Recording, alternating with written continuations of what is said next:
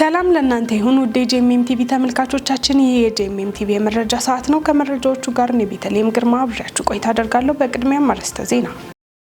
የኢትዮጵያ ሙሉ ወንጌል አማኞች ቤተክርስቲያን የደቡብ ምስራቅ ጎባና አካባቢው ክልል አገልጋዮች ስልጠና ተሰጠ። የጅማ የአጋርነት የመግባቢያ ሰነድ በጅማ ከተማ ተፈረመ። ከውጪ ኢንስታግራም ታዳጊዎች ራሳቸውን ለማጥፋት የሚረዱ ይዘቶችን የሚፈልጉ ከሆነ ለወላጆቻቸው ሊያሳውቅ ነው። እንድትከታተሉን እየጋበዝኩ ወደ ዝርዝር መረጃዎቹ አለፍኩ። የኢትዮጵያ ሙሉ ወንጌል አማኞች ቤተክርስቲያን የደቡብ ምስራቅ ጎባና አካባቢው ክልል አገልጋዮች ስልጠና ሰጠ። የካቲት 13 እና 14 2018 ዓ.ም በዶዶላ ከተማ በቁጥር 1 ሙሉ ወንጌል አጥቢያ ቤተክርስቲያን የአገልጋዮች ስልጠና ሲካሄድ ከ9 አጥቢያዎች የተወጣጡ 50 አገልጋዮችና የክልሉ የትምህርት ስልጠና ኃላፊ የሆኑት መምህር ኢያሱ አባተ ተገኝተዋል። ስልጠናውን መጋቢ ጥላሁን አስፋው፣ መጋቢ አንዱዓለም ገሰሰ፣ ደቀ መዝሙር የማድረግ ንቅናቄና የወንጌል ስርጭት በሚሉ ርዕሶች ላይ ሰጥተዋል። በስልጠናው ላይ የተገኙ አገልጋዮች ጌታ መልካም ጊዜ እንደሰጣቸው ገልጸዋል። መረጃው የኢትዮጵያ ሙሉ ወንጌል አማኞች ቤተክርስቲያን ነው። የጅማ የአጋርነት የመግባቢያ ሰነድ በጅማ ከተማ ተፈረመ።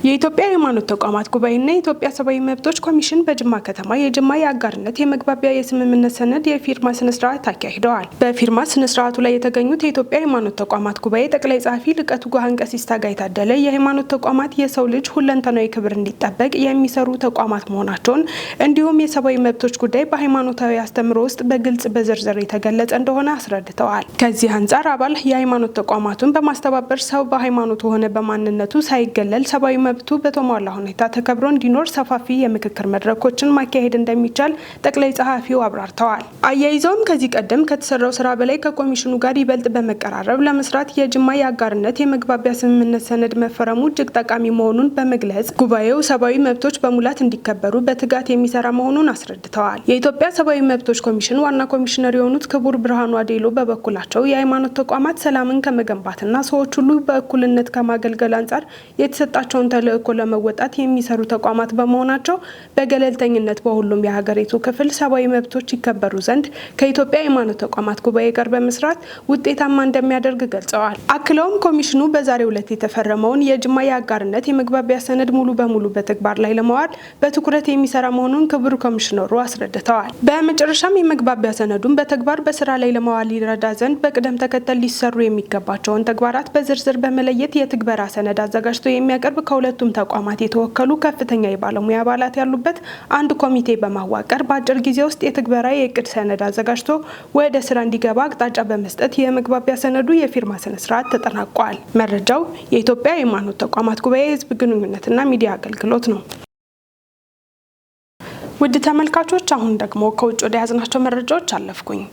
አሜሪካ በደቡብ ሱዳን መንግስት ላይ ጠንካራ ማስጠንቀቂያ ሰነዘረች። የደቡብ ሱዳን የሽግግር መንግስት ለአጋሮቹ የገባውን ቃል አልጠበቀም፣ እንዲሁም ለህዝቡ ያለበትን ኃላፊነት አልተወጣም በሚል አሜሪካ ጠንካራ ማስጠንቀቂያ አስተላልፋለች። አሜሪካ የደቡብ ሱዳን የሽግግር መንግስት ድጋፍ ለማግኘት ማሟላት ያለበትን ቅድመ ሁኔታዎችንም አስቀምጣለች። የአሜሪካ የአፍሪካ ጉዳዮች ቢሮ ባወጣው መግለጫ ምክትል ፕሬዚዳንት ሪክ ማቻር በቁጥጥር ስር በዋሉበትና ችሎት በሚከታተሉበት ሁኔታ ውይይት እየተካሄደ ነው ማለት ተቀባይነት የለውም ሲል ይገልጻል። አክሎም የድንገተኛ ጊዜ እርዳታዎች ለመልካም አስተዳደር አገልግሎቶች መዋል የለበትም በማለት ከህዝቡ የሚሰበሰበው ገቢም ለታለመለት ዓላማ እንዲውል አስጠንቅቋል። በሀገሪቱ የተለያዩ የመንግስት እርከኖች ባሉ ባለስልጣናት የሚፈጸመው የአሜሪካ የውጭ እርዳታ ምዝበራና ስርቆት በአስቸኳይ እንዲቆምም ጠይቀዋል። ዚምባብዌ ከአሜሪካ የቀረበላትን የ$367 ሚሊዮን የጤና ድጋፍ እንደማትቀበል ገለጸች። የዚምባብዌ መንግስት ከትራምፕ አስተዳደር የቀረበለትን የ$367 ሚሊዮን የጤና ድጋፍ እቅድ የዜጎችን የጤና መረጃና ወሳኝ ማዕድናትን አሳልፎ ከመስጠት ጋር በተያያዘ እንዳልተቀበለና ከአሜሪካ ጋር የሚደረገው ድርድር ራሱ እንዳወጣ አስታውቋል። ዚምባብዌ ያልተቀበለችው የጤና ድጋፍ አሜሪካ በቅርቡ ኢትዮጵያን ጨምሮ ከ16 የአፍሪካ አጋሮች ጋር የተፈራረመችውና ከ18 ቢሊዮን በላይ የተለያዩ በሽታዎችን ለመከላከል ድጋፍ የሰጠችበት ስምምነት ነው። ዚምባብዌ የአሜሪካን ኢኒሼቲቭ ያልተቀበለችው በፕሬዚዳንት ምናንጋግዋ ትዕዛዝ ሲሆን በሀገሪቱ የሚገኘው የአሜሪካ ኤምባሲም ዚምባብዌ እንደ ኤድስ፣ ቲቪና ወባ ያሉ በሽታዎችን ራሷን ችላ እንደምትፋለም እንደገለጸች ገልጿል። የኬንያ ፍርድ ቤት ከዚህ ቀደም የዜጎችን መረጃ አሳልፎ ከመስጠት ጋር በተያያዘ ኬንያ ከአሜሪካ ጋር የፈረመችውን ይህንኑ ስምምነት ማገዱ ይታወሳል። መረጃው የቲክቫህ ነው። በመጨረሻም ኢንስታግራም ታዳጊዎች ራሳቸውን ለማጥፋት የሚረዱ ይዘቶችን የሚፈልጉ ከሆነ ለወላጆቻቸው ሊያሳውቅ ነው። ዳንኤል አንተነህ ዝርዝሩን ያቀርበዋል።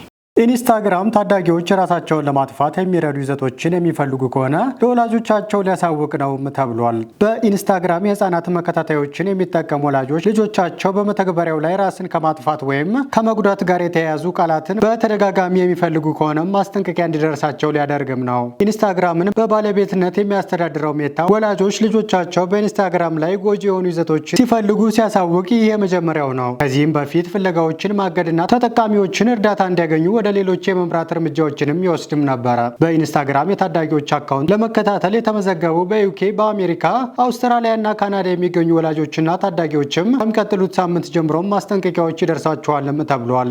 በሌሎች የዓለም ክፍሎች ያሉ ወላጆች በሂደት የዚህ ፕሮግራም ተጠቃሚ እንደሚሆኑም ተነግሯል። ነገር ግን ሞሊ ሮዝ ፋውንዴሽን የተባለው ድርጅትም እርምጃዎቹ ከጥቅም ይልቅ ጉዳት ሊያስከትሉ ይችላሉ በማለትም ተችቷል። ይህ ግዴለሽነት የተሞላበት መግለጫ በአደጋ የተሞላ ነው። እናም ያለምንም ይሁንታ ጉዳዩን ይፋ ማድረግ ከጥቅሙ ይልቅ ጉዳት ሊያደርስ ይችላል ብለን እንሰጋለን ሲሉ ዋና ስራ አስፈጻሚው አንዲ ብሮውስም ተናግረዋል። ዘገባው የቢቢሲ ነው። ተመልካቾቻችን የዕለቱ መረጃዎች ከማጠናቀቃችን በፊት አርዕስተ ዜናዎችን ላስታውሳችሁ። የኢትዮጵያ ሙሉ ወንጌል አማኞች ቤተክርስቲያን የደቡብ ምስራቅ ጎባና አካባቢው ክልል አገልጋዮች ስልጠና ተሰጠ። የጅማ የአጋርነት የመግባቢያ ሰነድ በጅማ ከተማ ተፈረመ። ከውጪ ኢንስታግራም ታዳጊዎች ራሳቸውን ለማጥፋት የሚረዱ ይዘቶችን የሚፈልጉ ከሆነ ለወላጆቻቸው ሊያሳውቅ ነው። ውድ ተመልካቾቻችን ለዕለቱ ያዝንላችሁ መረጃዎች እነዚህን ይመስሉ ነበር። ወደ እናንተ ያደረስኩትን የቤተልሔም ግርማ ያዘጋጁላችሁ ደግሞ ዳንኤል አንተነህና ነጻነቱ አቁማ በጋራ በመሆን ነበር። ከቀሪ ጄኤምኤም ዝግጅቶች ጋር መልካም ጊዜን ተመኘው።